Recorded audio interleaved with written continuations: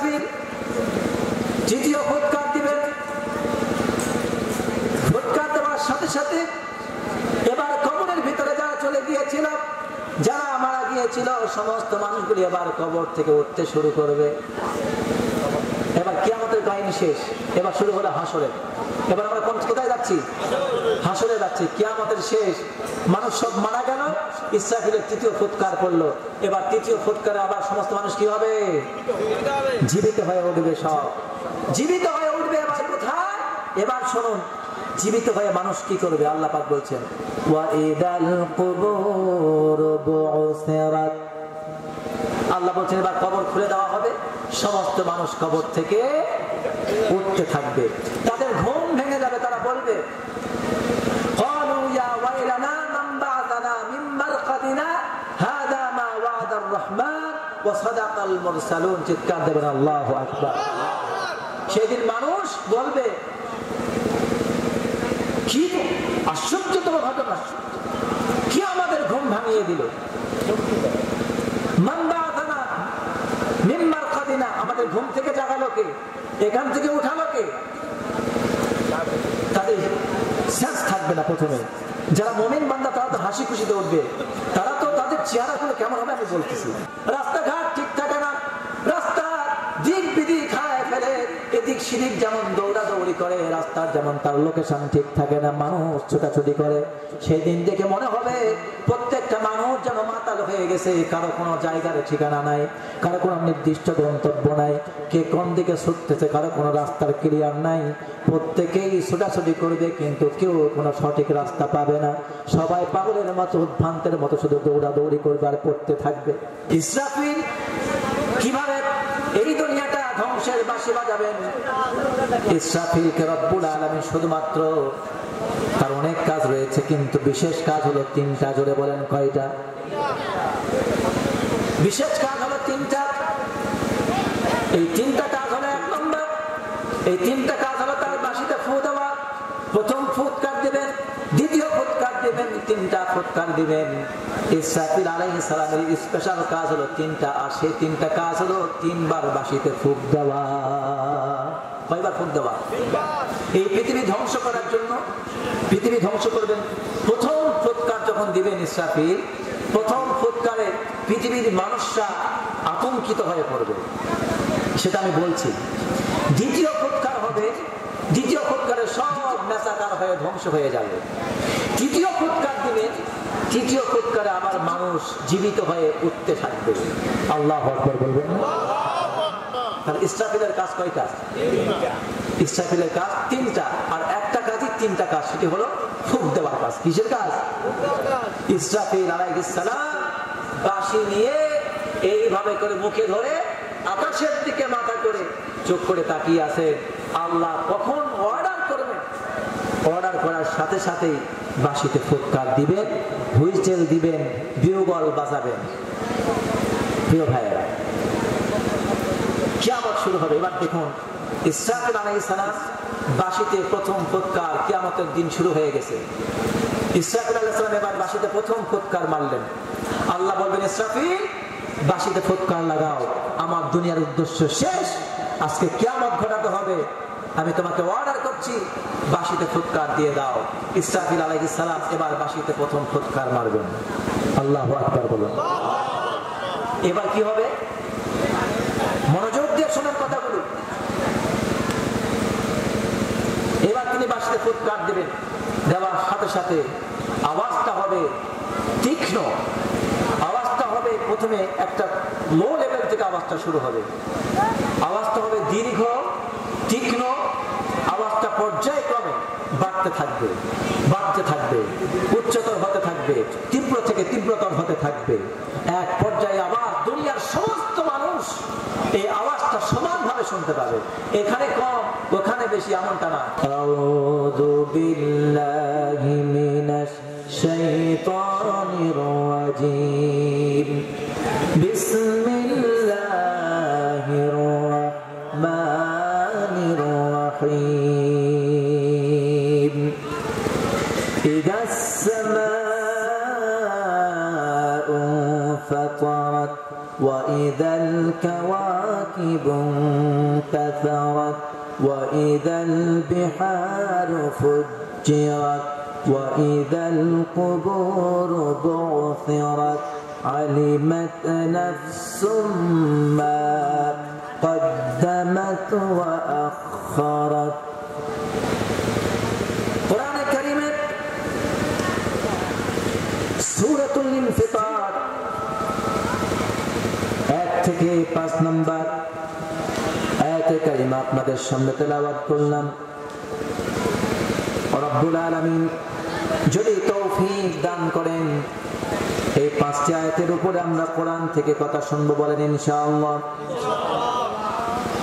আল্লাহ রাব্বুল আলামিন বলছেন ইদাস সামাউ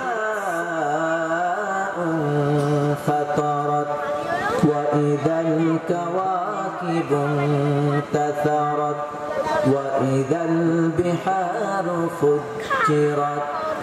আল্লাহ বলছেন যেদিন আসমানটা বিদীর্ণ হয়ে যাবে, আসমান ফেটে যাবে, এবং তারকাগুলি যেগুলি আছে, যে সূর্য চাঁদ নক্ষত্র আমরা দেখতে পাচ্ছি, এগুলি একদিন সব ছিটকে পড়বে।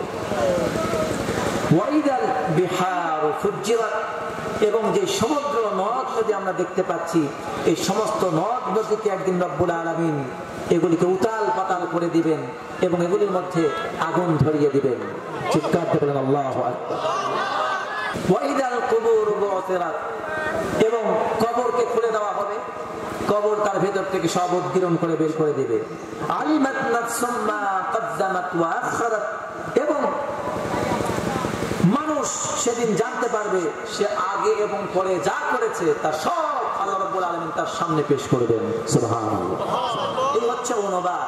এবার আসুন আমরা কিয়ামত থেকে শুরু করি, যে কিয়ামতটা কখন কিভাবে শুরু হবে, এরপর মানুষের মৃত্যু কেমনে হবে, তারপর কবর থেকে আমাদের কিভাবে হাসরের ময়দানে ওঠানো হবে, এইটুকুন আমরা শুনবো, বলেন ইনশাআল্লাহ। কিয়ামত, বলেন তো এই পৃথিবীটা কি চিরস্থায়ী? আমার তো বলতে পৃথিবী চিরস্থায়ী না, এই পৃথিবীটা চিরস্থায়ী নয়, একদিন এই পৃথিবীর পরিসমাপ্তি ঘটবে, ঠিক কিনা বলেন? প্রত্যেকটি মানুষ তার একটা জিনিসকে ধ্বংস করে কখন? যখন তার উদ্দেশ্য পূর্ণ হয়ে যায়। যে উদ্দেশ্যে যেই জিনিসটা বানিয়েছিলেন, ওই উদ্দেশ্যটা যখন পরিপূর্ণ হয়ে যাবে, সেখান থেকে আপনার ফায়দা নেওয়া, উপকার নেওয়া শেষ হয়ে যাবে, তখন কি আপনি ওইটাকে অযথা টিকায় রাখবেন? তখন আপনি নিজের থেকে সেটা ভেঙে ফেলবেন, ঠিক কিনা বলেন? আপনারা দেখবেন এটা দিলে সবচেয়ে বেশি ভালো হবে। ছোট্ট ছোট্ট বাচ্চারা যখন বাড়িতে খেলনা কিনে দেন, ওই খেলনা দেশে খেলা করে অনেক জিনিস তৈরি করে, কিন্তু যখন বাচ্চার মনের সেই আনন্দ, সেই তৃপ্তি, তার যা চাওয়া পাওয়া, এটা যখন শেষ হয়ে যায়, তখন নিজের থেকে খেলনা সামগ্রী সব ভেঙে চুরে আবার এক জায়গায় করে রাখে, ঠিক কিনা? প্রিয় ভাইয়েরা, একদিন এই দুনিয়া পরিসমাপ্তি ঘটবে, যখন আল্লাহ তাআলার উদ্দেশ্য পূর্ণ হয়ে যাবে, যখন আল্লাহ তাআলার এই দুনিয়ার কোনো প্রয়োজন পড়বে না, অর্থাৎ এই দুনিয়ায় যখন আল্লাহর কোনো বান্দা আল্লাহর ইবাদত করবে না, তখন এই দুনিয়ার কোনো প্রয়োজন নেই। তখন রব্বুল আলামিন দুনিয়ার পরিসমাপ্তি ঘটাবেন, কিন্তু কিভাবে ঘটাবে তার একটা চিত্র রব্বুল আলামিন বলে দিচ্ছেন। সেই চিত্রটা খুব ভয়াবহ, সেই চিত্রটা বড় কঠিন, সেই দিনটাও বড় কঠিন। সুতরাং এই সুন্দর পৃথিবী, স্বাদের এই সাজসজ্জা, সুন্দর এই দেহ, সুন্দর এই সাজসজ্জার বাড়িঘর, রাজপ্রাসাদ, আজকের যা আছে সব কিছু একদিন চোখের পলকেই সব বিলীন হয়ে যাবে। এটা করবেন কে? যে আল্লাহ সৃষ্টি করেছেন, সে আল্লাহ ব্যতীত সব কিছু একদিন ধ্বংস হয়ে যাবে, ঠিক কিনা? কিন্তু এই কিয়ামতটা যে আসবে, এটা আপনাকে আমাকে বলে আসবে না। কিভাবে আসবে কিয়ামতটা? রাসূলুল্লাহ সাল্লাল্লাহু আলাইহি ওয়াসাল্লাম হাদিস শরীফের মধ্যে বলছেন, আপনাদেরকে হাদিস শোনাচ্ছি, এবার শুনুন। নবীজি বলছেন, লা তাকুমুস সাআত হাত্তা তাতলুআ আশ-শামসু মিন মাগরিবিহা فإذا طلعت فرآها الناس آمنوا أجمعون فذلك حين لا ينفع نفسا إيمانها لم تكن آمنت من قبل أو كسبت في إيمانها خيرا। আল্লাহ নবী বলেন, বুখারী শরীফের হাদিস, নবীজি বলেন কিয়ামত ততদিন হবে না যতদিন না পর্যন্ত সূর্যটা পশ্চিম আকাশে উদিত না হবে।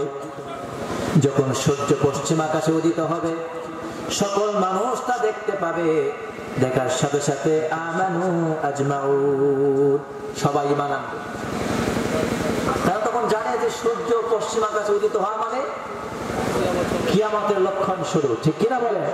আরো লক্ষণ আছে, ঈসা আলাইহিস সালাম আসবেন, ইমাম মেহেদী আসবেন, দাজ্জাল আসবে। এগুলির পরে যখন কিয়ামত হবে তার আগে একটা ঘটনা ঘটবে কিয়ামতের দিনে, সেটি হচ্ছে সূর্য কোন আকাশে উঠবে? পূর্ব না পশ্চিমে? এখনো ওটা কোন দিকে? কিন্তু কিয়ামতের দিন কোথায় উঠবে? পশ্চিম দিকে উঠবে। পশ্চিম দিকে সূর্য উঠবে। যখন মানুষ সূর্যটা দেখতে পাবে তারা দেখবে হঠাৎ করে আজকে সূর্য পশ্চিম আকাশে উদিত হয়েছে। মানুষ তখন নিশ্চিন্ত হয়ে যাবে, কিয়ামত আর দূরে নয়, কিয়ামত শুরু হয়ে যাবে। আমানু আজমাউন, সব মানুষ তখন আল্লাহর ঈমান এনে ফেলবে, আল্লাহর উপর ঈমান আনবে। আল্লাহ নবী বলেন ফাযালিকা হিনা লা ইয়ানফাউ নাফসান ঈমানুহা। সূর্য পশ্চিম আকাশে উদিত হবে, এইটা হওয়া নাকি যারা ঈমান আনবে।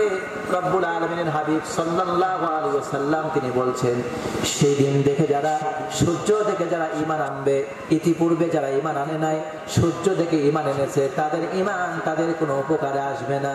কিংবা ঈমান এনেছিল আগে কিন্তু এতদিন পর্যন্ত অন্যায় করে গেছে, তওবা করে না, আজকে সূর্য উঠে গেছে এখন তওবা করছে, ভালো কাজ করার চিন্তা করছে।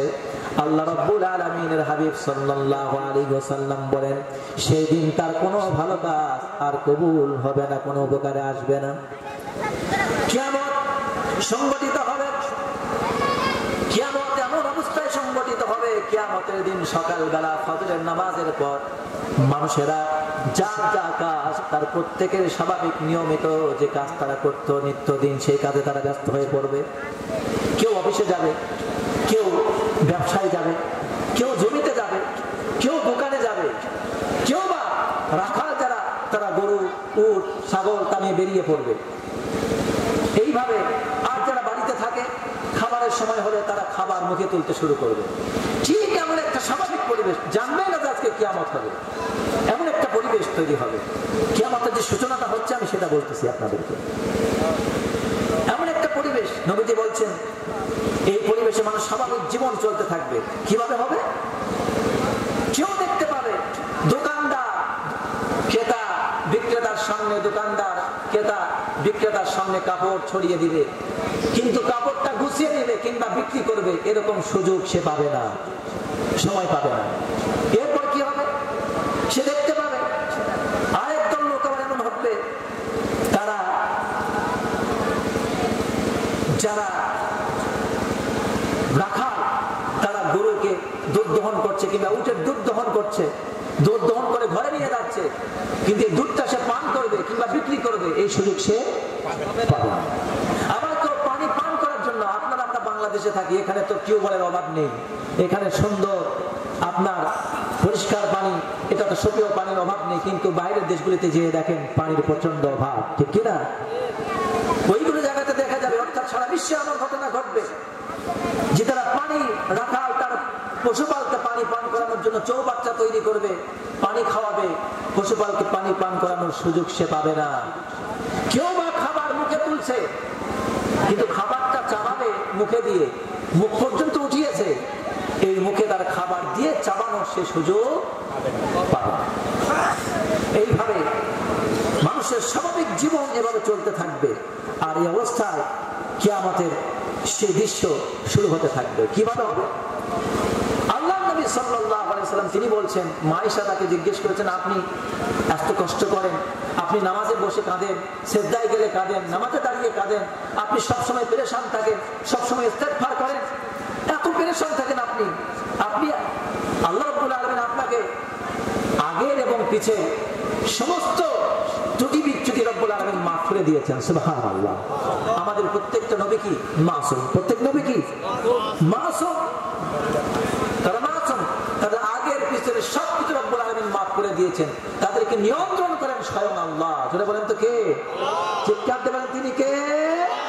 নবীদেরকে নিয়ন্ত্রণ করেন কারা? তিনি কে? আল্লাহ। অথচ আপনি নামাজে দাঁড়িয়ে কাঁদেন, আল্লাহর কাছে দিনে 70 বার ইস্তেগফার করেন, তওবা করেন, 100 বারের বেশি করেন, আপনি এত কষ্ট করেন কেন? নবীজি বললেন, কাইফা আনাম, আমি কিভাবে নিশ্চিন্ত থাকতে পারি, আমি কিভাবে স্বাচ্ছন্দ্যে জীবন কাটাতে পারি, অথচ আমি জানি قد التقم صاحب القرن القرن وحنى جبهته وأصغى سمعه ينتظر أن يأمر أن ينفخ فينفخ। নবীজি বলছেন, সিংহায় ফুৎকারকারী ফেরেশতা ইসরাফিল মুখে সিংহা নিয়ে মাথা নত করে কান খাড়া করে অপেক্ষায় আছেন আল্লাহর আদেশের। যখনই আল্লাহ আদেশ দিবে সঙ্গে সঙ্গে সিংহায় ফুৎকার দিবেন, আর সঙ্গে সঙ্গে সুন্দরে দুনিয়া সাদের এই দেহ যা কিছু দেখতেছেন সাজানো সুসজ্জিত এই বাড়ি গাড়ি সব ধ্বংসলীলায় পরিণত হবে, লন্ড ভন্ড হয়ে যাবে, মেসাকার হয়ে যাবে, সব তুমড়ে মুসড়ে সব নিঃশেষ হয়ে যাবে। আমি রাসূল কিভাবে নিশ্চিন্তে জীবন কাটাতে পারি? এমন একটা পরিবেশ। আল্লাহ রাব্বুল আলামিন এই কিয়ামতের দৃশ্যটা কেমন হবে, ইসরাফিল কিভাবে এই দুনিয়াটা ধ্বংসের বাঁশি বাজাবেন। ইসরাফিলকে রব্বুল আলামিন শুধুমাত্র, তার অনেক কাজ রয়েছে কিন্তু বিশেষ কাজ হলো 3টা। জোরে বলেন কয়টা? বিশেষ কাজ হলো 3টা। এই 3টা কাজ হলো, 1 নম্বর, এই 3টা কাজ হলো তার বাঁশিতে ফু দেওয়া। প্রথম ফুৎকার দিবেন, দ্বিতীয় ফুৎকার দিবেন, 3টা ফুৎকার দিবেন। ইসরাফিল আলাইহিস সালামের স্পেশাল কাজ হলো 3টা, আর সেই 3টা কাজ হলো 3 বার বাঁশিতে ফুঁক দেওয়া। কয়বার ফুঁক দেওয়া? এই পৃথিবী ধ্বংস করার জন্য, পৃথিবী ধ্বংস করবেন। প্রথম ফুৎকার যখন দিবেন ইসরাফিল, প্রথম ফুৎকারে পৃথিবীর মানুষরা আতঙ্কিত হয়ে পড়বে, সেটা আমি বলছি। দ্বিতীয় ফুৎকার হবে, দ্বিতীয় ফুৎকারে সব মেসাকার হয়ে ধ্বংস হয়ে যাবে। তৃতীয় ফুৎকার দিবেন, তৃতীয় ফুৎকারে আবার মানুষ জীবিত হয়ে উঠতে থাকবে। আল্লাহু আকবার বলবেন। তাহলে ইসরাফিলের কাজ কয়টা? ইসরাফিলের কাজ 3টা, আর একটা কাজই 3টা কাজ, সেটি হলো ফুঁক দেওয়ার কাজ। কিসের কাজ? ইসরাফিল আলাইহিস সালাম বাঁশি নিয়ে এইভাবে করে মুখে ধরে আকাশের দিকে মাথা করে চোখ করে তাকিয়ে আছে। আল্লাহ কখন অর্ডার করবেন, অর্ডার করার সাথে সাথেই বাঁশিতে ফুৎকার দিবেন, হুইসেল দিবেন, বিউগল বাজাবেন। প্রিয় ভাইয়েরা, কিয়ামত শুরু হবে। এবার দেখুন, ইসরাফিল আলাইহিস সালাম বাঁশিতে প্রথম ফুৎকার, কিয়ামতের দিন শুরু হয়ে গেছে। ইসরাফিল আলাইহিস সালাম এবার বাঁশিতে প্রথম ফুৎকার মারলেন। আল্লাহ বলবেন, ইসরাফিল বাঁশিতে ফুৎকার লাগাও, আমার দুনিয়ার উদ্দেশ্য শেষ, আজকে কিয়ামত ঘটাতে হবে, আমি তোমাকে অর্ডার করছি, বাঁশিতে ফুৎকার দিয়ে দাও। ইসরাফিল আলাইহিস সালাম এবার বাঁশিতে প্রথম ফুৎকার মারবেন। আল্লাহু আকবার বলুন। এবার কি হবে? মনোযোগ দিয়ে শোনেন কথাগুলো। এবার তিনি বাঁশিতে ফুৎকার দিবেন, দেওয়ার সাথে সাথে আওয়াজটা হবে তীক্ষ্ণ, আওয়াজটা হবে প্রথমে একটা লো লেভেল থেকে আওয়াজটা শুরু হবে, আওয়াজটা হবে দীর্ঘ, তীক্ষ্ণ, আওয়াজটা পর্যায়ক্রমে বাড়তে থাকবে, বাড়তে থাকবে, উচ্চতর হতে থাকবে, তীব্র থেকে তীব্রতর হতে থাকবে। এক পর্যায়ে আবার দুনিয়ার সমস্ত মানুষ এই আওয়াজটা সমানভাবে শুনতে পাবে।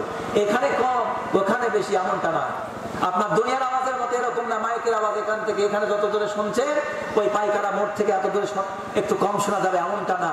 আওয়াজটা যে শুরু হয়েছে, ওই আওয়াজটা সমানভাবে গোটা পৃথিবীবাসীর কানের মধ্যে পৌঁছতে থাকবে। আর আওয়াজটা এমন বিকট হবে, কান ফাটানো আওয়াজ হবে, আস্তে আস্তে আওয়াজটা বাড়তে থাকবে, তীব্র থেকে তীব্রতর হতে থাকবে।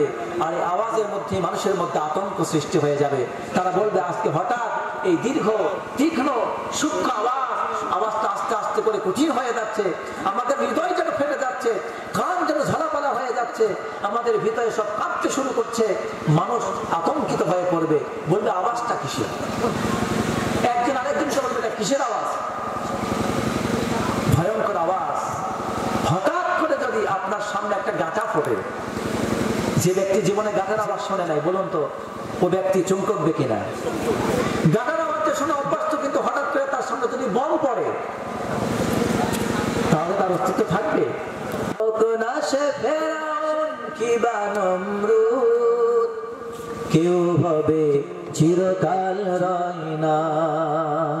পৃথিবীতে কেউ স্থায়ী হয় না, হোক না সে ফেরাউন কিবা নমরুদ, কেউ হবে চিরকাল রয় না, কেউ হবে চিরকাল রয় না।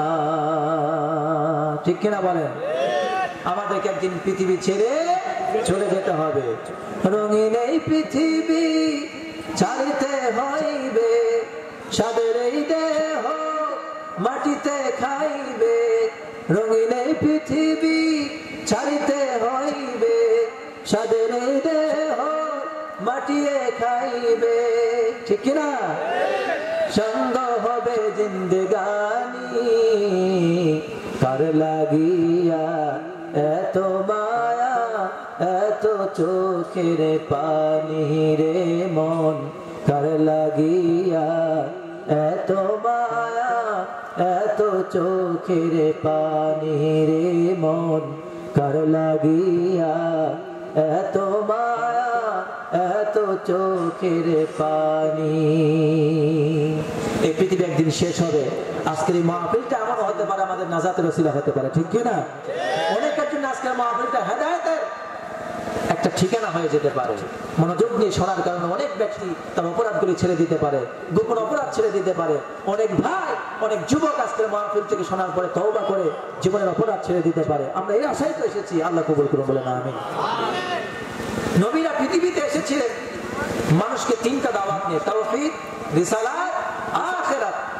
এই পৃথিবীর মানুষ যত অন্যায় করে একটি মাত্র কারণ, তারা আখিরাতকে বিশ্বাস করে। আমাদেরকে পরকালের জীবনকে চিন্তা করে জিন্দেগি গঠন করে তৌফিক দান করুন বলে না আমিন।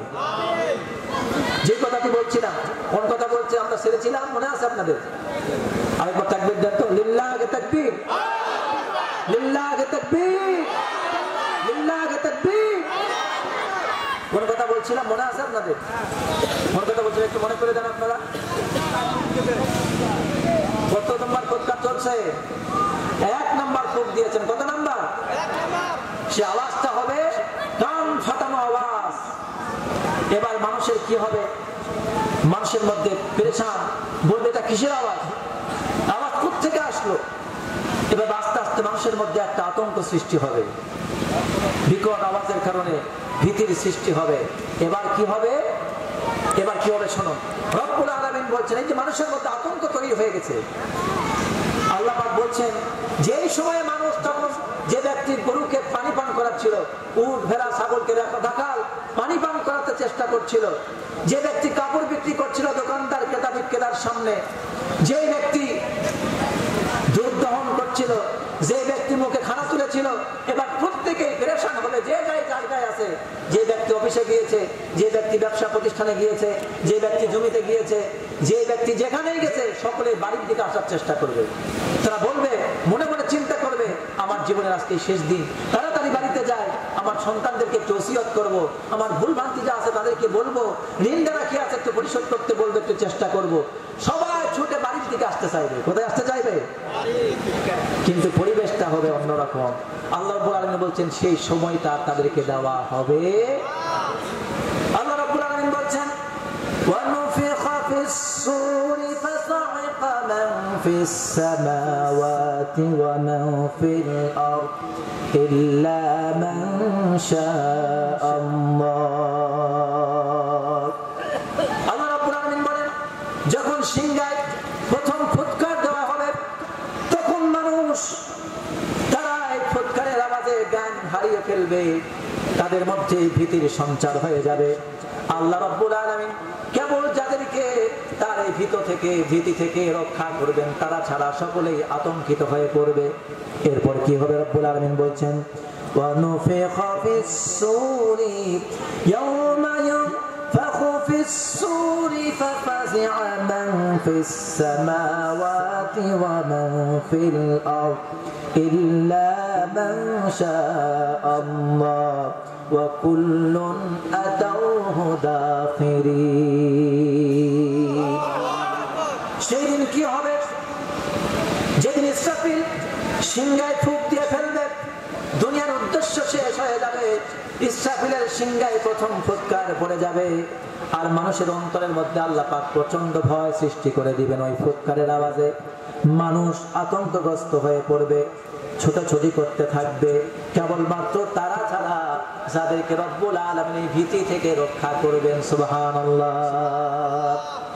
মানুষ দৌড়াদৌড়ি করবে, চিন্তা ভাবনা করবে, বাড়িতে যাব, ওসিয়ত করব, নসিহত করব, উদ্দেশ্য পূরণ করব, কিন্তু রব্বুল আলামিন বলছেন মানুষ তখন কি করবে? আল্লাহ তাআলা সেই কথাটা সুন্দর করে জানিয়ে দিচ্ছেন। আল্লাহ পাক বলছেন ফালা ইয়াস্তাতিউনা তাওসিয়াতাও ওয়ালা ইলা আহলিহিম ইয়ারজিউন। চিৎকার দিয়ে বলতে আল্লাহু আকবার।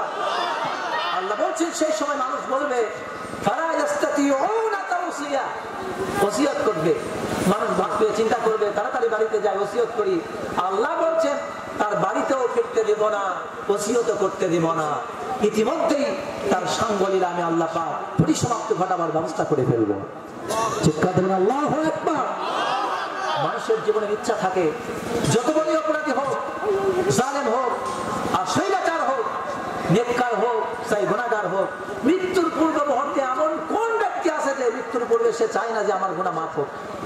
মৃত্যুর পূর্বে সবাই চায় আমি দুনিয়া থেকে সম্মানের সাথে বিদায় হই, দুনিয়া থেকে আমি একটু আমার প্রতিবেশীর কাছে ক্ষমা চেয়ে নিতে পারি, প্রতিবেশীর কাছে আমি কিছু কথা বলতে পারি, নসিহত করতে পারি, কিছু ওসিয়ত করতে পারি। তা সবার মনে চাওয়া আছে না নাই?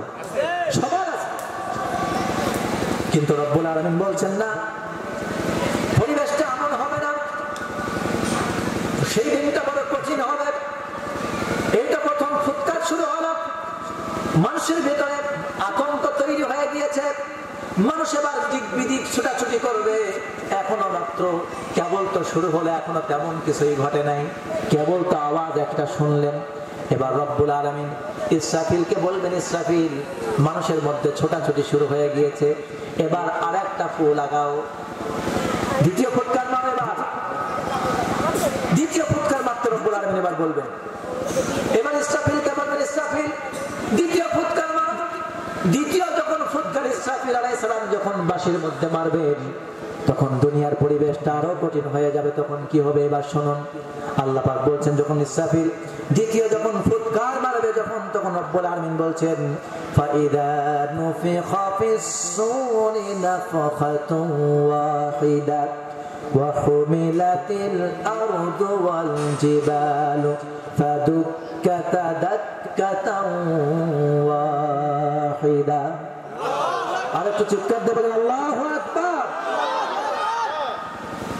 এবার একটা ফুৎকার, ইসরাফিল যখন ফুৎকার মারবেন, একটা ফুৎকার, ওয়া হুমিলাতিল আরদু ওয়াল জিবাল, জমিন আর পাহাড়, জমিন আর পাহাড় দুইটার মধ্যে সংঘর্ষ বেড়ে যাবে।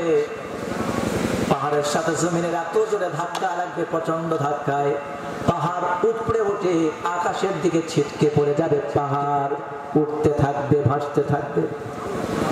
আর কি হবে? রব্বুল আলামিন বলেন ইদাস সামাত উনফাতারাত ওয়া ইদাল কাওয়াকিবু ইনতাসারাত ওয়া ইদাল বিহারু ফুজ্জিরাত। সঙ্গে সঙ্গে আসমান ফেটে যাবে, তারকা, গ্রহ, নক্ষত্র, চাঁদ, সূর্য আলো হারিয়ে ফেলবে, আকাশ বিদীর্ণ হয়ে যাবে। আর আকাশ থেকে কি হবে? আকাশ বিদীর্ণ হয়ে সেখান থেকে ফেরেশতা দলে দলে জমিনে নামতে আরম্ভ করবে। আসমান থেকে জমিনে নামবে ফেরেশতারা, আকাশ বিদীর্ণ হয়ে যাবে, ফুটো হয়ে যাবে। আজকে যে সুন্দর সুন্দর তারাগুলি আপনারা দেখতে পাচ্ছেন, এই তারাগুলিকে দেখে মনে হয় নাকি পোকার মতো ছোট ছোট তারা, কিন্তু আসলে তারাগুলি কি ছোট ছোট নাকি? না, এই তারাগুলি এতটা ছোট নয়। সবচেয়ে ছোট একটা গ্রহ আমরা জানি, ছোট গ্রহগুলোর মধ্যে একটা গ্রহ হলো সূর্য। এই ছোট্ট গ্রহ সূর্যটাও তাও পৃথিবী থেকে 13 লক্ষ গুণ বেশি বড়। একটা সূর্যের মধ্যে 13 লক্ষ পৃথিবী ধরানো যাবে, এত বড় একটা সূর্য। আল্লাহু আকবার বলেন। এরকম বিশাল বিশাল সূর্য, ব্ল্যাক হোল, বেটালজোস, সূর্য, চাঁদ, নক্ষত্র,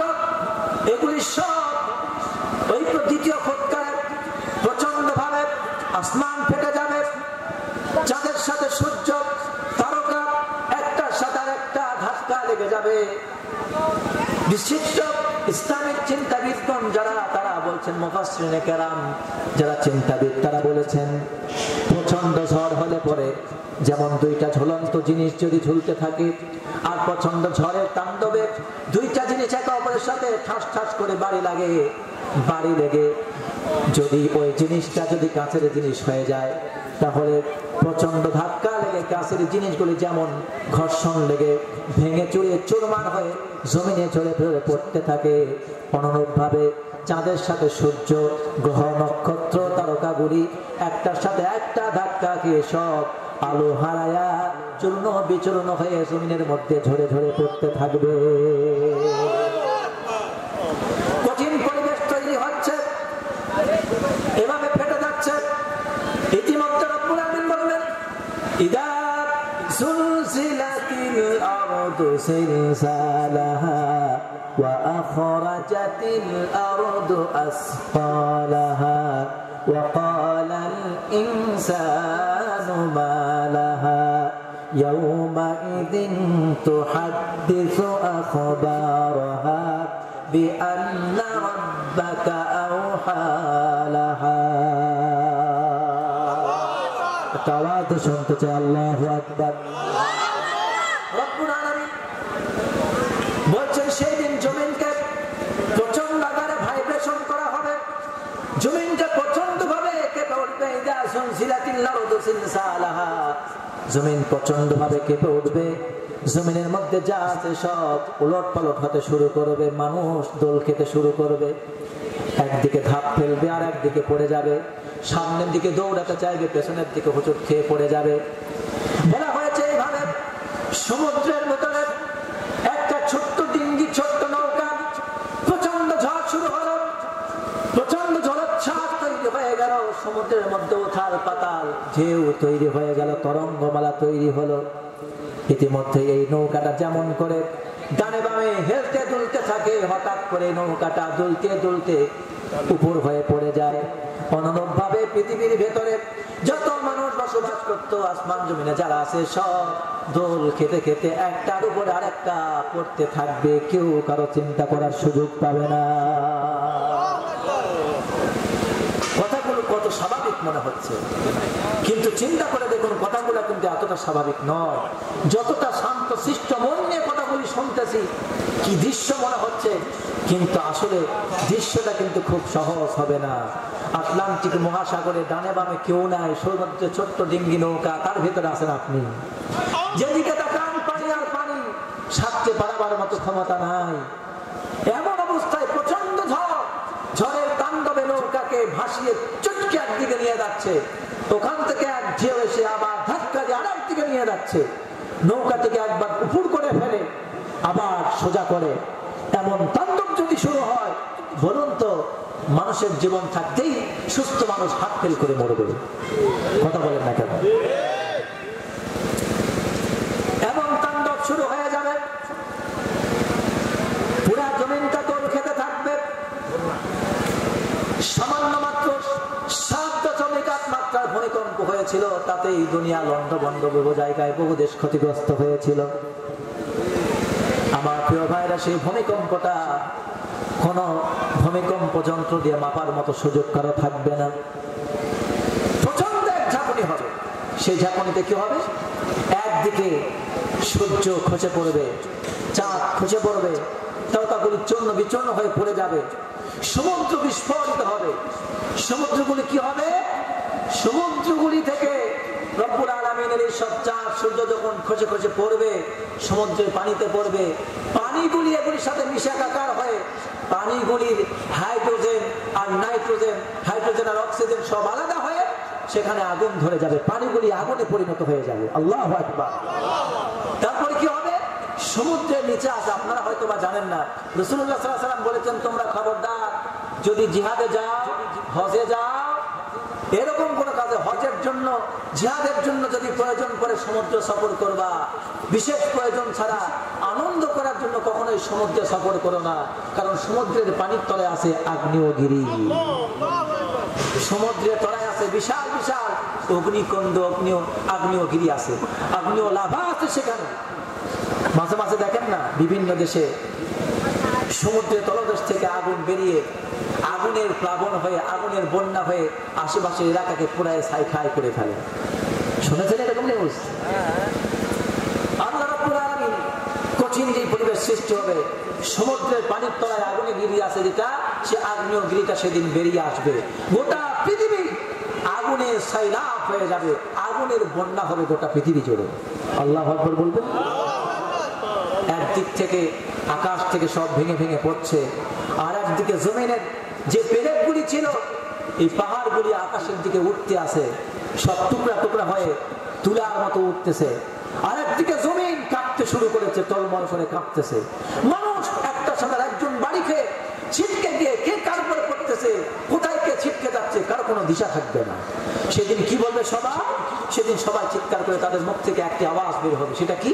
আল্লাহ বলছেন, ইয়াকুলুল ইনসানু ইয়াওমাইযিন আইনাল মাফার কাল্লা লা ওয়াযারা ইলা রাব্বিকা ইয়াওমাইযিনিল মুস্তাকার। আল্লাহু আকবার।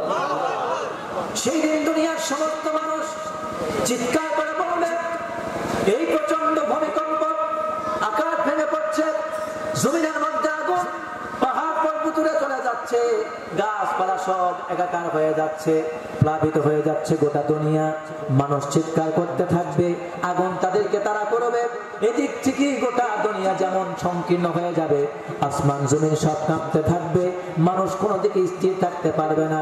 তখন মানুষ হতাশাগ্রস্ত হয়ে একটাই তাদের মুখ থেকে কথা আসবে, পালাবো কোথায়, পালাবো কোথায়, পালাবার জায়গা আজকে কোথায়? এমন পালাবার জায়গা সকলে আশ্রয় খুঁজবে, কোথায় পালাবো, কোথায় যাব, আশ্রয় নিব কোথায়, পালাবার কোন জায়গা আছে নাকি? সঙ্গে সঙ্গে আওয়াজ আসবে, আল্লাহ রাব্বুল আলামিন বলবেন, কাল্লা লা ওয়াযার ইলা রাব্বিকা ইয়াওমাইযিনিল মুস্তাকার। আল্লাহু আকবার। আল্লাহ বলবেন, হে দুনিয়ার জালেম শয়তানেরা, নফরমানেরা, শোনো, আজকে পালাবার জায়গা খুঁজতেছো, পালাবার জায়গা তো আজকে কোথাও নাই। তোমাদেরকে আশ্রয় দিবে এমন শক্তি আসমানের নিচে জমিনের উপর আর কোনো নাই। আজকে পালাবার জায়গা একটা, আশ্রয়ের জায়গা একটা, সেটা হলো তোমার রবের আশ্রয়। চিৎকার দেবেন আল্লাহু আকবার। হাতটা উঁচু করে বলেন আল্লাহু আকবার। আল্লাহ আমাদেরকে আযাব থেকে রক্ষা করুন, বলেন আমিন। আল্লাহ বলছেন ওই দিন অনেক মানুষই আবার রক্ষা পেয়ে যাবে। সুবহানাল্লাহ।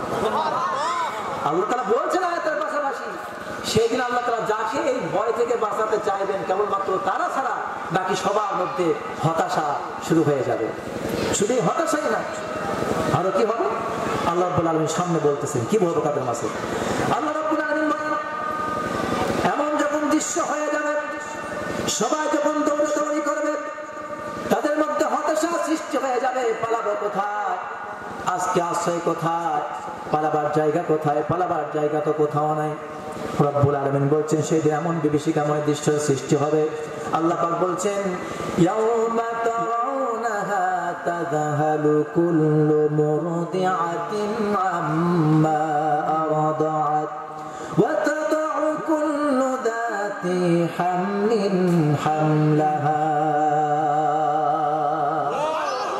আল্লাহ বলছেন সেই দিন কান ফাটানো আওয়াজ, চতুর্দিক থেকে সমস্ত মেজাকার লন্ড ভন্ড, পাহাড় পর্বত উঠতে থাকবে, নদী নালা সব আগুনে প্লাবিত হয়ে যাবে, মানুষগুলি ছিটকে পড়বে, আর জমিন দুলতে থাকবে।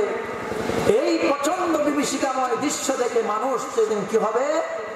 সেদিন মানুষের অবস্থা হবে এমন, ইয়াউমা তারাউনাহা তাযহালু কুল্লু মুরদিআতিন আম্মা আরদাআত ওয়া তাদউ কুল্লু যাতি হামলিন হামলাহা। আল্লাহু আকবার। আল্লাহ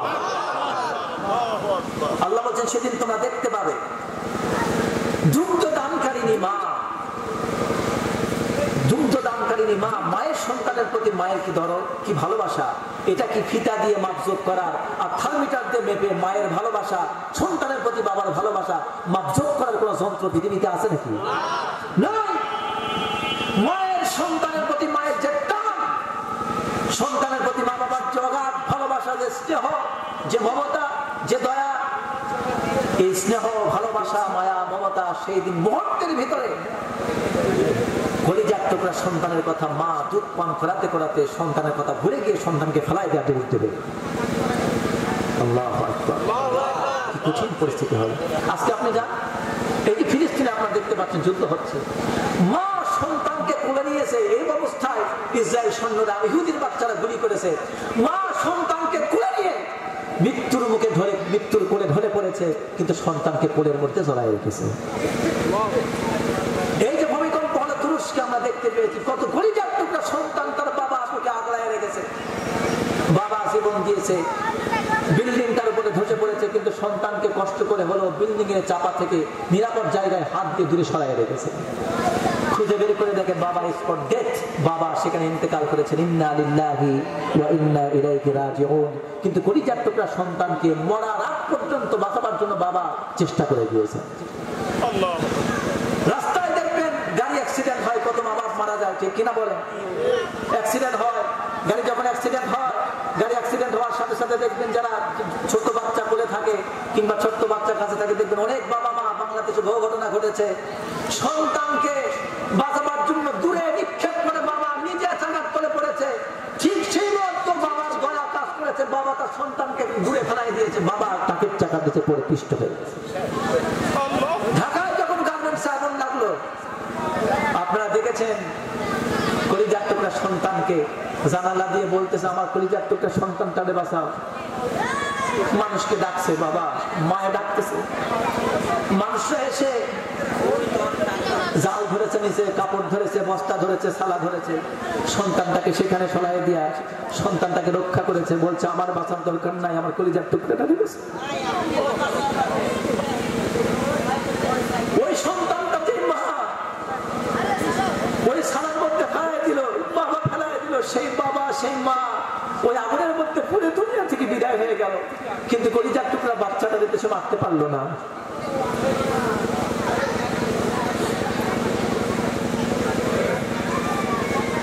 কি মহাব্বত রব্বুল আলামিন মায়ের কলিজার মধ্যে দিয়েছে, সুবহানাল্লাহ। আজ সেই মা বাপ, এই মা বাপ সেদিন তার কলিজার টুকরা সন্তানের কথা ভুলে যাবে, কি কঠিন পরিস্থিতি তৈরি হবে। এই জন্য আল্লাহ রাব্বুল আলামিন বলছেন, আমার বান্দারা, তোমার মা বাপ তোমার জন্য অনেক করেছে, তোমার মা বাপ তোমার জান্নাত, তোমার মা বাপ তোমার জাহান্নাম, হুমা জান্নাতুকা ওয়া নারুকা। তোমার মা বাপ তোমার জান্নাত, তোমার মা বাপ তোমার জাহান্নাম। আল জান্নাতু তাহতা আকদামিন আন-নাহার। নবীজি বলছেন, তোমার মায়ের পায়ের নিচে তোমার বেহেশত। সুবহানাল্লাহ। আল্লামা দিলওয়ার হোসেন সাইদি সাহেব একটা কথা প্রায় বলতেন মাহফিলে, আমরা পুরুষ, আমাদের পায়ের নিচে হলো স্যান্ডেল, জুতা, আর মা তোমার পায়ের নিচে আল্লাহ পাক সদ্য জান্নাতটা রেখেছেন। সুবহানাল্লাহ। এই দুনিয়ার সমস্ত সন্তানের জন্য জান্নাত রিজার্ভ রেখেছেন মা বাবার পায়ের নিচে। চিৎকার করে আল্লাহু আকবার। এই মা বাবাকে কোনো সন্তান কষ্ট দিও না। মা বাবা যেগুলা সত্য ন্যায় সঙ্গত কথা, এগুলিকে মেনে চলো। তোমার মা বাপ তোমার প্রতি যদি জুলুম করে, আমি বলছি মামুনুর রশিদ, কোরআন হাদিস থেকে পড়ে আমি যেটা জেনেছি, তোমার মা বাপ যদি তোমার প্রতি জুলুম করে, এই জুলুমের দায় তোমার মা বাবার, কিয়ামতের দিন সে আল্লাহর সামনে কাঠগড়ায় দাঁড়াবে, কিন্তু তুমি তোমার মা বাবার খেদমত করার জন্য আল্লাহর জান্নাতে চলে যাবে। সুতরাং মা বাপ জুলুমকারী হতে পারে, সন্তান কখনো জুলুমকারী হতে পারে। সেই দিন কঠিন পরিস্থিতি এমন হবে, আল্লাহ রাব্বুল আলামিন বলছেন, দুগ্ধদানকারী মা তার কলিজার টুকরা দুধের বাচ্চার কথা ভুলে যাবে। মা দুধের বাচ্চাকে দুধ পান করাতে করাতে এমন যখন কম্পন শুরু হয়ে যাবে, চতুর্দিক থেকে যখন তাণ্ডব লীলা শুরু হয়ে যাবে, মেসাকার যখন হয়ে যাবে, শুরু হয়ে যাবে, তখন কলিজার টুকরা সন্তানকে মা দুধ টান পড়া থেকে হাত থেকে ছিটকে ফালা দিয়া নিজেকে জীবন বাঁচানোর জন্য চতুর্দিকে দিশাহারা হয়ে পালাতে থাকবে। পালাবো কোথায়, পালাবো কোথায়, মায়ের মনে একই কথা, বাচ্চার কথা মনে থাকবে না। শুধু তাই না, আল্লাহ বলছেন, ওয়াতাতু কুল্লু যাতি হামলিন হামলাহা। গর্ভবতী নারী এখনো বাচ্চা প্রসবের সময় হয় নাই। বাচ্চা প্রসব হতে সময় লাগে কতদিন? 10 মাস। 10 দিন। সর্বনিম্ন বাচ্চা হতে সময় লাগে 6.5 মাস। কত মাস? 6.5 মাস বাচ্চা হওয়ার সর্বনিম্ন সময়। এর আগে যদি কোনো মহিলার বাচ্চা হয় তাহলে বুঝবেন এটা অবৈধ সন্তান, আগের থেকে কোথাও থেকে নিয়ে আসছে। এটা হলো কোরআন সুন্নাহর কথা। কিন্তু বাচ্চা হওয়ার সর্বনিম্ন সময় 6.5 মাস। আল্লাহ তাআলা কোরআনে বলছেন সেদিন এমন পরিবেশ তৈরি হয়ে যাবে, এমন প্রচন্ড আওয়াজ আসবে, চতুর্দিক থেকে এমন ত্রাস সৃষ্টি হবে, বাচ্চার প্রসব করার সময় এখনো হয় নাই পূর্ণ, ইতিমধ্যেই এই ভয়ের চোটে গর্ভধারিণী মা গর্ভবতী তার বাচ্চা খালাস হয়ে যাবে। আল্লাহু আকবার। আর কি হবে? এরপর কি হবে? আল্লাহ বলছেন এরপরে মানুষ ছুটাছুটি করবে, পালাতে থাকবে, কান্নাহুম জারাদুম মুনতাশির। মানুষ কীট পতঙ্গের মতো দৌড়াতে থাকবে, কে কার উপরে হুমড়ি খেয়ে পড়ে যাবে, কারো কোনো হুঁশ থাকবে না, চিন্তা থাকবে না।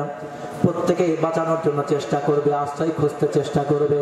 আল্লাহ রাব্বুল আলামিন বলছেন পাগলের মতো খুঁজতে থাকবে, মনে করবে তোমরা তাদেরকে দেখে মনে করবে এরা মনে হয় নেশাগ্রস্ত হয়ে গেছে, কেউ বা তাদেরকে নেশা পান করিয়েছে কিংবা নিজে নেশা পান করেছে।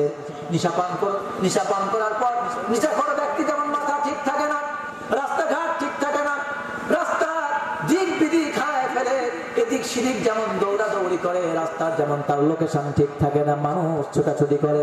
সেই দিন দেখে মনে হবে প্রত্যেকটা মানুষ যেন মাতাল হয়ে গেছে, কারো কোনো জায়গার ঠিকানা নাই, কারো কোনো নির্দিষ্ট গন্তব্য নাই, কে কোন দিকে ছুটতেছে কারো কোনো রাস্তার ক্লিয়ার নাই। প্রত্যেকেই ছোটাছুটি করবে কিন্তু কেউ কোনো সঠিক রাস্তা পাবে না। সবাই পাগলের মতো উদ্ভ্রান্তের মতো শুধু দৌড়াদৌড়ি করবে আর পড়তে থাকবে। মনে করবে তোমরা তারা পাগল হয়ে গেছে কিংবা নেশা পান করেছে। আল্লাহ বলছেন না, ওয়াতারান নাস সুকারা ওয়া মা হুম বিসুকারা ওয়ালাকিন্না আযাবাল্লাহি শাদীদ।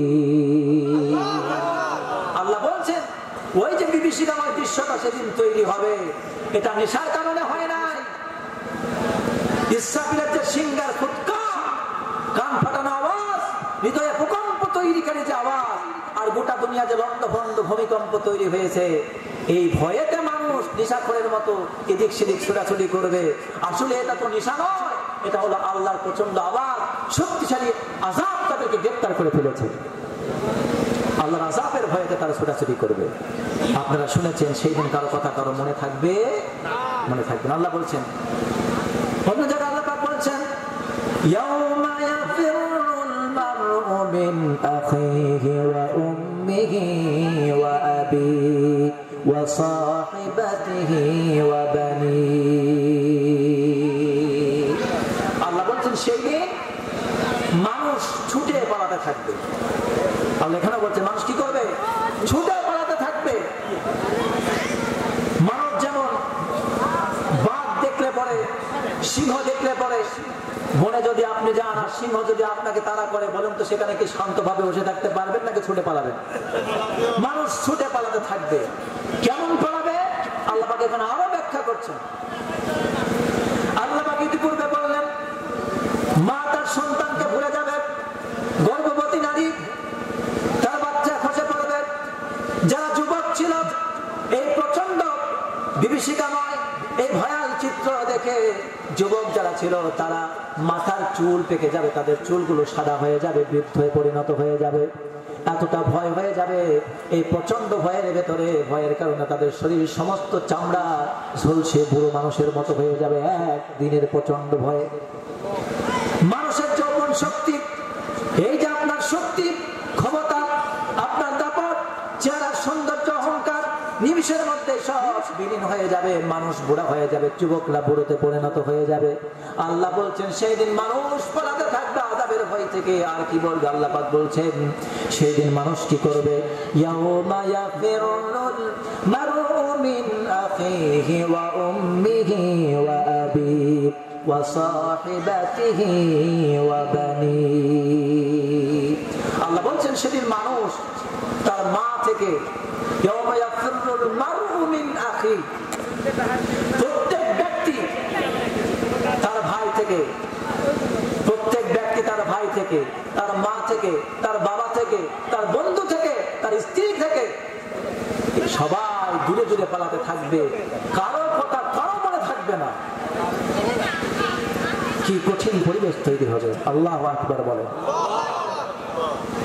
কথাগুলো কত স্বাভাবিক মনে হচ্ছে, কিন্তু আসলে অবস্থাটা কি এত স্বাভাবিক নাকি? অবস্থাটা কিন্তু এত স্বাভাবিক না। আর বেশি কথা বলবো না প্রিয় ভাইরা। এমন পরিবেশ যখন তৈরি হয়ে যাবে, এই পরিবেশে আমাদের কি অবস্থা হবে? ইতিমধ্যেই ফেরেশতা জিবরাইলের এই আওয়াজে মানুষের সব কি হয়ে যাবে, আওয়াজের মধ্যে সমুদ্র প্লাবিত হয়ে যাবে, আগুন ধরে যাবে, সমস্ত মানুষ এবার একটার পর একটা বাড়ি খাবে, মারা যাবে। মানুষ মরতে মরতে গোটা দুনিয়ার সব মানুষ মারা যাবে। এই প্রচন্ড তাণ্ডব লীলা চললে কেউ কি আর বাঁচে থাকবে নাকি? সামান্য একটু ভূমিকম্প হলে পরে, আমরা তো গ্রামে থাকি, বুঝি না কিছু, বাড়িতে একটু সামান্য কাঁপন সৃষ্টি হলেই দরজা খুলে বেরোয়ার কোনো মানে জ্ঞান থাকে না, ঠিক না? বুদ্ধি স্থির থাকে না যে আমি দরজা খুলে বেরোবো কিভাবে। ভয়ের ছুটে দরজা খুলে বাইরে বেরোতে পারলেই বাঁচে, ঠিক কিনা বলেন? এই হবে অবস্থা। সেই দিনই আওয়াজে সব যখন ভেঙে পড়বে, দ্বিতীয় আওয়াজে মানুষ দুনিয়ার সব একটার পর একটা মারা যেতে থাকবে, আর কেউ বেঁচে থাকবে না। সবাই কি হয়ে গেছে? সব যখন মারা গেল, এবার কি হবে? মারা যাওয়ার পর কি শেষ? না, মারা যাওয়ার পর শেষ হবে না। এবার আল্লাহ পাক ইসরাফিলকে আবার বলবেন, ইসরাফিল, দুনিয়ার সব শেষ, দুনিয়ার কেউ নাই, আসমান নাই, জমিন নাই, এই গ্রহ তারা চাঁদ যা ছিল সব তো শেষ, আসমানে যা ধারণ করেছিল সব শেষ। এখন আবার ফু লাগাও। শুধু 4 জন ফেরেশতা আছে। এখন কতজন? 4 জন ফেরেশতা আছে।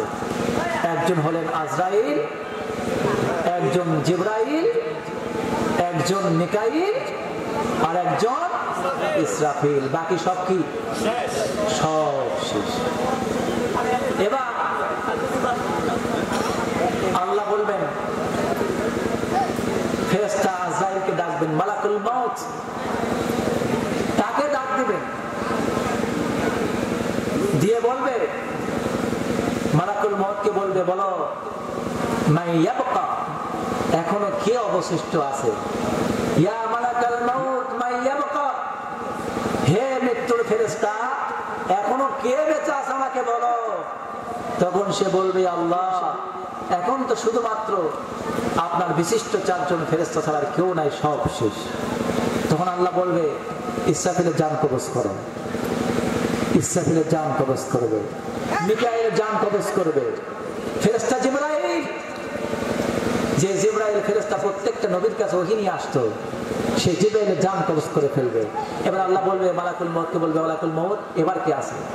সে বলবে, আল্লাহ, এখন আপনি আর আমি ছাড়া কেউ নাই। আল্লাহ বলবেন মালাকুল মউতকে, মুত। সঙ্গে সঙ্গে মালাকুল মউত ফেরেশতা সেও দুনিয়া থেকে বিদায় হয়ে যাবে। চিৎকার দেবেন আল্লাহু আকবার।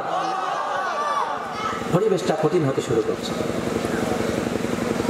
আমার প্রিয় ভাইরা,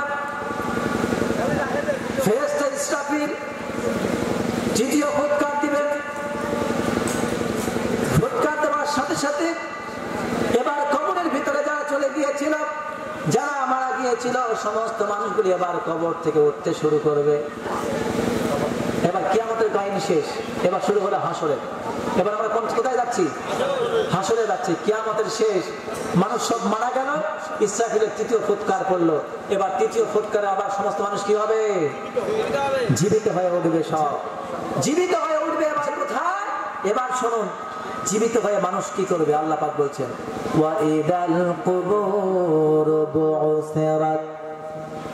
আল্লাহ বলছেন এবার কবর খুলে দেওয়া হবে, সমস্ত মানুষ কবর থেকে উঠতে থাকবে, তাদের ঘুম ভেঙে যাবে। তারা বলবে,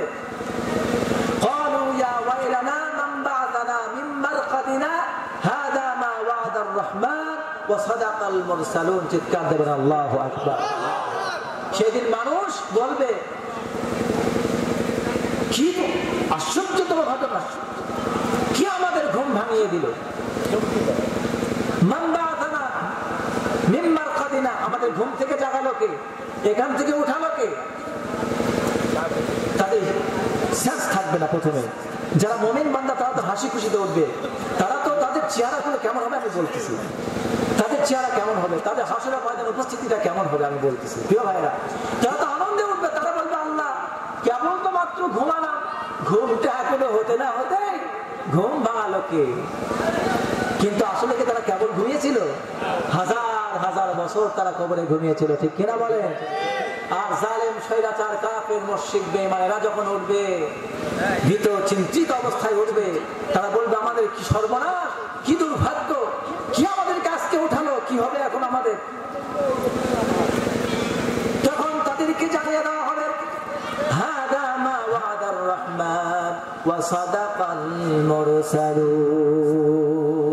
তাদেরকে জানিয়ে দেওয়া হবে তোমাদেরকে ইতিপূর্বেই জানানো হয়েছিল দুনিয়ায় যে দুনিয়ার জীবনই শেষ জীবন নয়, মৃত্যু হবে, কবরে আসতে হবে, তারপর কবর থেকে আল্লাহ পাক আবার জিন্দা করে হাসরের ময়দানে তুলবেন।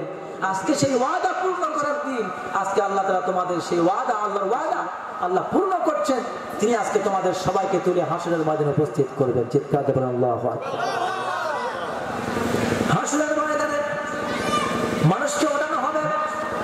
আল্লাহ রাব্বুল আলামিন বলেন সেই দিন অবস্থা কেমন হবে, মানুষকে কিভাবে তোলা হবে হাসরের ময়দানে, কবর থেকে মানুষকে কিভাবে হাসরের ময়দানে নেওয়া হবে।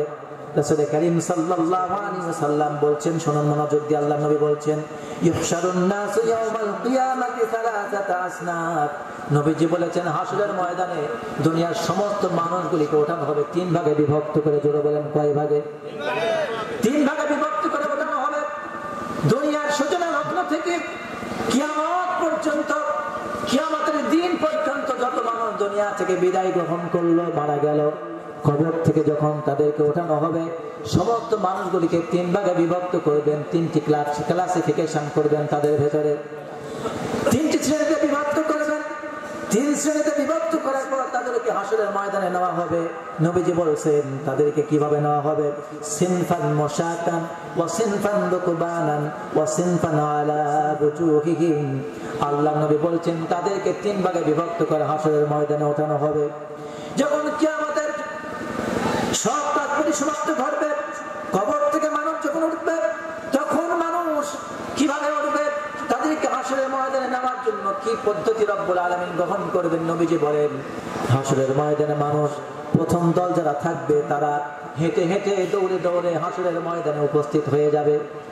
দ্বিতীয় দল হচ্ছে তারা, তাদের জন্য রব্বুল আলামিন গাড়ি পাঠিয়ে দিবেন। আল্লাহ রব্বুল আলামিন কি গাড়ি পাঠাবেন সেটা তিনি ভালো জানেন। যারা মুমিন মুত্তাকি, যারা ঈমান নিয়ে কবরে চলে গিয়েছিল, আল্লাহ যাদের উপর সন্তুষ্ট ছিলেন, আর যারা আল্লাহ দ্বীন, ইসলাম, কোরআন মেনে চলেছিল, আল্লাহর ইবাদত বندگی করেছে, আল্লাহর সঙ্গে নাফরমানি করে নাই, তাদের জন্য রব্বুল আলামিন তাদেরকে হাসরের ময়দানে নেওয়ার জন্য, দুনিয়ায় যেমন তারা কষ্ট করেছে, হাসরের ময়দানে নামার জন্য তাদেরকে আল্লাহ পাক কষ্ট দিবেন না। তাদের জন্য জান্নাতের গাড়ি রব্বুল আলামিন আগের থেকে রিসিপশনের জন্য কবরের মাঝে পাঠায়া দিবে।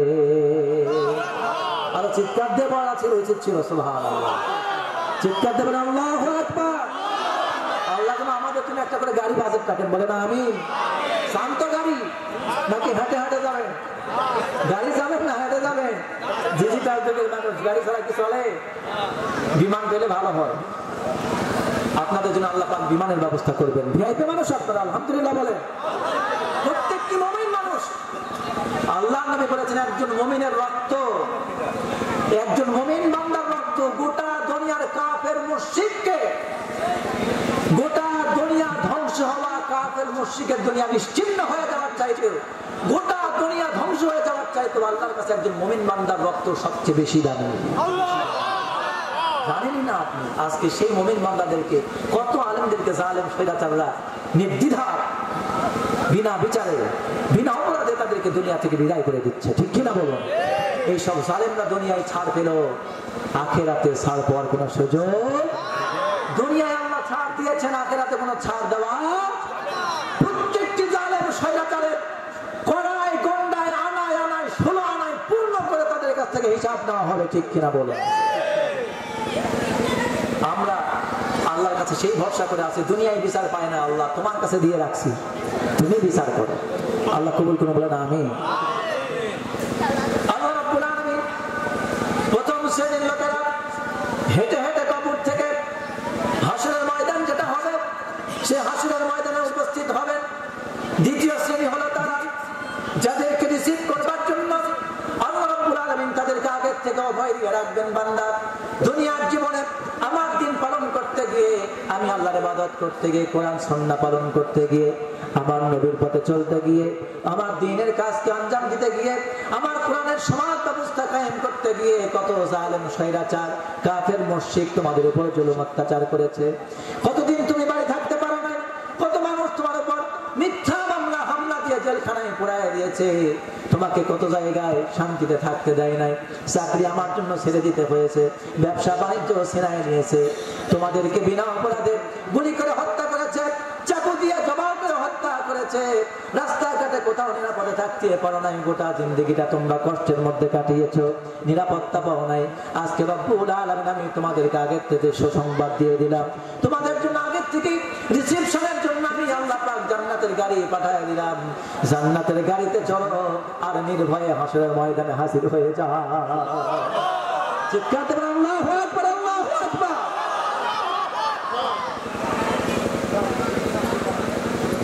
এবার তৃতীয় শ্রেণী যারা আছে তাদের জন্য বিষয়টা কঠিন হবে। নবীজি বলেন ওয়াসিনফানি আলা বুজুহিহিম, কিন্তু 3 নম্বর একটা শ্রেণী থাকবে, তাদের অবস্থা হবে কঠিন। এক শ্রেণী তো পায়ে হেঁটে গেল, এক শ্রেণী গাড়িতে চলে গেল, আর একটা শ্রেণীকে হাসরের ময়দানে উপস্থিত করা হবে। তাদের কেমন করে? মুখটা থাকবে মাটির দিকে, মুখে ভর দিয়ে পা আকাশের দিকে উপর করে উপরের দিকে উঠায়া, মুখের উপরে ভর দিয়া পা আকাশের দিকে উঁচু করে পা উপরে তুলে মুখের উপরে ভর করে হাসরের ময়দানে উপস্থিত হবে। সাহাবায়ে কেরাম জিজ্ঞেস করলেন ওয়াকাইফা ইয়ামশুনা আলা বুজুহিহিম, নবীজিকে বললেন সাহাবায়ে কেরাম ইয়া রাসূলুল্লাহ সাল্লাল্লাহু আলাইহি ওয়াসাল্লাম, আমরা দুনিয়ায় দেখেছি মানুষ পায়ে ভর দিয়ে জমিনে চলাফেরা করে, হাঁটা চলা করে, কিন্তু আপনি বলুন তো কিভাবে মানুষ, যে মানুষগুলা পায়ে ভর দিয়ে চলে হাসরের ময়দানে, কিভাবে তারা মুখে ভর দিয়ে চলবে? মুখে ভর দিয়ে হাঁটার ক্ষমতা তো কারোই নাই, আছে নাকি? দুনিয়ায় আমরা মুখে ভর দিয়ে হাঁটতে পারবো? হাঁটতে পারবো। আল্লাহ রাব্বুল আলামিন নবী তাদেরকে জানিয়ে দিচ্ছেন, শোনো আমার সাহাবায়ে কেরাম, আমার সাহাবীরা শোনো, ইন্নাল্লাযী আমশাহুম আলা কদামিহিম কাদিরুন আলা আইয়ামশিহিম আলা ওয়ুজুহিহিম। নবীজি বলছেন যে আল্লাহ তাআলা মহা ক্ষমতাবান, যে মহান শক্তিধর আল্লাহ দুনিয়ার জিন্দেগিতে তার বান্দাগুলিকে পায়ে ভর দিয়ে হাঁটাবার ক্ষমতা দিয়েছিলেন, হাঁটা চলা করার শক্তি দিয়েছিলেন, সে আল্লাহ তাদেরকে হাসরের ময়দানে মুখে ভর দিয়ে পা উপর করে কিভাবে হাসরে নেবেন সেটা তারই কুদরত। তিনি যদি দুনিয়ায় মানুষকে পায়ে ভর দিয়ে হাঁটাতে পারেন, তাহলে কবর থেকে উঠিয়ে হাসরের ময়দানে হাঁটাবার শক্তি রব্বুল আলামিন তাদেরকেই দেবে। এটা আল্লাহর কাছে তো কোনো কঠিন বিষয় না, কঠিন নাকি প্রিয় ভাইরা? আল্লাহ রাব্বুল আলামিন তার কাছে এটা কঠিন বিষয় নয়, কিন্তু এই কাজটা কেন করা হবে? কেন তাদেরকে মুখের উপর ভর দিয়ে হাসরের ময়দানে তোলা হবে? বলুন তো, একটু আপনাদের কাছে প্রশ্নটা ছেড়ে দিলাম, বলুন তো তাদেরকে কেন? মানুষ হেঁটে হেঁটে গেল, গাড়ি চলে গেল, আর এই লোকগুলা মুখের উপরে ভর দিয়ে উল্টো দিক হয়ে গেল কেন? কি মনে হয়? কারণ দুনিয়াতে তারা উল্টা পথে চলেছিল। কোন পথে চলেছিল? কোরআনের পথে চলে নাই, রাসূলের পথে চলে নাই, দ্বীনের পথে চলে নাই। রাসূল যে পথে চলতে বলেছেন সেই পথে চলে নাই।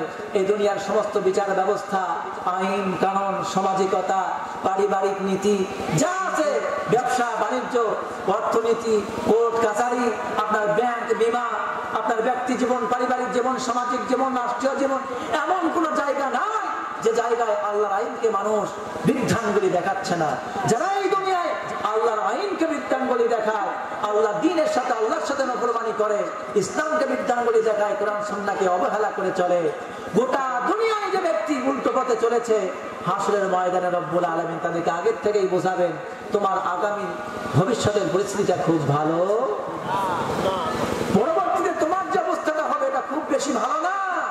তখন থেকে আল্লাহ পাক তাদের মনের মধ্যে ভীতির সঞ্চার করাবেন, উল্টো পথে করে তাদেরকে হাসরের ময়দানে উপস্থিত করে তুলবেন। চিৎকার দিয়ে বলেন নাউযু বিল্লাহি মিন যালিক। সুতরাং এই দুনিয়ায় আল্লাহর সাথে নফরমানি করা যাবে? আল্লাহর কোরআনের পথে উল্টো পথে চলা যাবে? আলেমদের সাথে বিরোধিতা করা যাবে নাকি? কোরআন সুন্নাহ ভিত্তিক, কোরআন সুন্নাহ দিয়ে যারা কথা বলে, রাসূলের আদর্শের কথা যারা বলে, তাদের সঙ্গে বিরোধিতা যারা করে, জেনে রাখবেন তারা আলেমদের বিরোধিতা করছে না, তারা রাসূলের সাথে বিরোধিতা করছে, নবীদের সাথে বিরোধিতা করছে, ঠিক কিনা? কারণ আলেমরা হচ্ছেন ওয়ারাসাতুল আম্বিয়া, আলেমরা হচ্ছেন নবীর উত্তরসূরি, নবীর ওয়ারিস।